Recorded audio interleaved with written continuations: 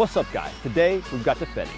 Defenders don't always get a lot of love, but today we're going to bring it to you hardcore, and that is why I brought in a superstar friend. So wait, when's he coming? Anyway, guys, let's go.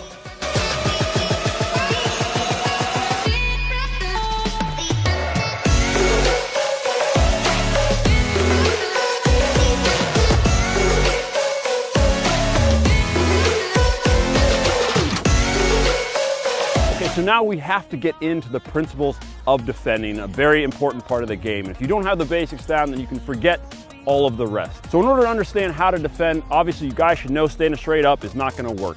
We want to get set. That's the first thing. We don't want to turn completely sideways. That leaves us very much exposed on both sides. We want to be at a little bit of an angle, okay? I'm mainly left-footed, so I lead with my left foot. All right, if you're right-footed, it would be like this, and it's also going to depend on the strength of your attacker. Keep low, keep at a little bit of a bounce. That way you can move back. What you never, ever want to do is turn your back like this as a defender. You guys have all seen the highlight reels of guys getting torn up like this. So if we brought in a superstar attacking-minded superstar player like this guy right here, you could see J-Mike is right-footed. So obviously it would be best for us, and especially considering the goal, if we would push him to the outside and away from his foot. So it would be like this. We would keep ourselves right here. Now, as we go back, one thing we definitely don't want to do, if J-Mike is coming in on us, just lunge in like this, leaving us exposed, thinking that we're going to grab the ball immediately. So if I knew he was coming in, I come like this, I check like that. That gives me a chance to at least wait for some cover and not dive in. So guys, depending on where you're defending on the field, it's going to be important that you listen to the people behind you. You can't always just run in and think that this is going to be the best way to defend. It might even be possible that you might drop off. Your defender behind you will let you know what's best to do. Learning to communicate as a defender is quite possibly one of the most underrated aspects of the game. And you should actually look at each defender as a leader of some sort. You don't defend in silence. Depending on your position, it may be necessary for you to organize the guy right in front of you, the whole defensive line, or even tell the entire team to push out.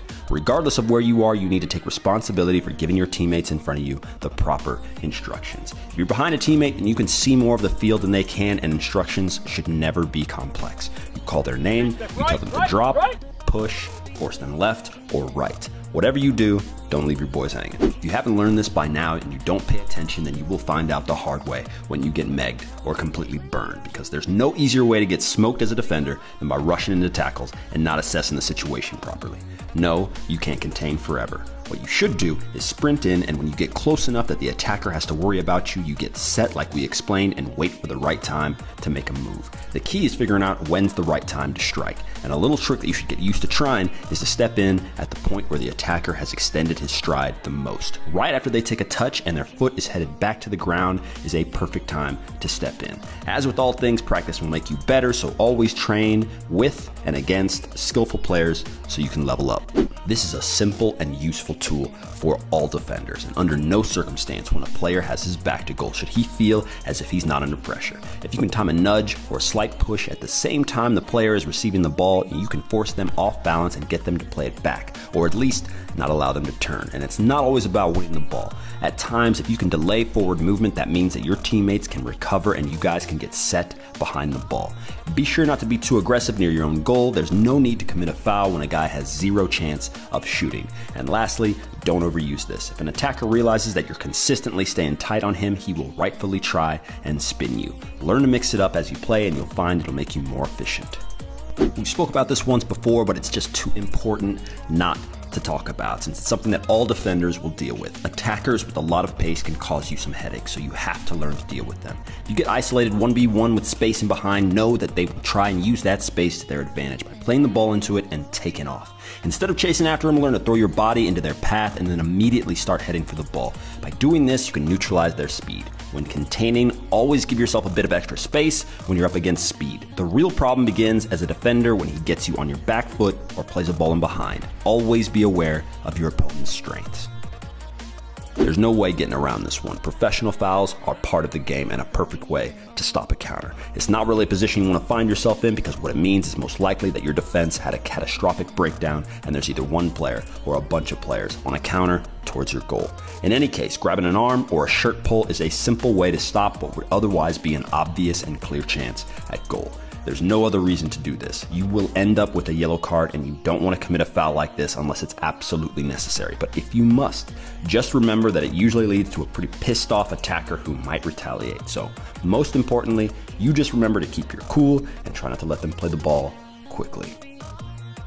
This is for attacking-minded defenders, but it applies to all players. Transition in football is one of the most important keys to gaining an advantage. And when you can put pressure on a team, steal the ball, and start an attack quickly, it can lead to a number of chances at goal. It's only available, though, if you're in that mindset. And when you work hard to recover the ball, you might think it's time to rest. But if you can flip the switch on the attacker, you will most likely catch them sleeping. One of the best ways to neutralize a good attacking player is to attack them right back and force them to defend, especially on the wings. For instance, you can see here in one of our indoor winter preseason games that as I go back to double team the guy with the ball, my teammate knocks it out and I can gain ground up the field. Before the defense is fully set up, I'm played a great ball up the field, which I play back, and he tucks away. The principle applies no matter where you play. So if you keep looking out for these opportunities, they will come up constantly. So with the weather warmer now, we are back outside where we belong. And if you guys want to see highlights, updates, and goals, follow at Golaremi and Team Golaremi on Instagram. All right, guys, I hope you liked that video. I hope you guys learned a whole lot. Comment down below with what else you want to learn. Go subscribe to Unisports channel right here, and go subscribe to our channel right down below. Like the video. We will see you guys later. Peace. Do re mi fa sol la hitters go Lou re mi control all them boys from Kansas City where they know we got them tricks. We get it how we live it.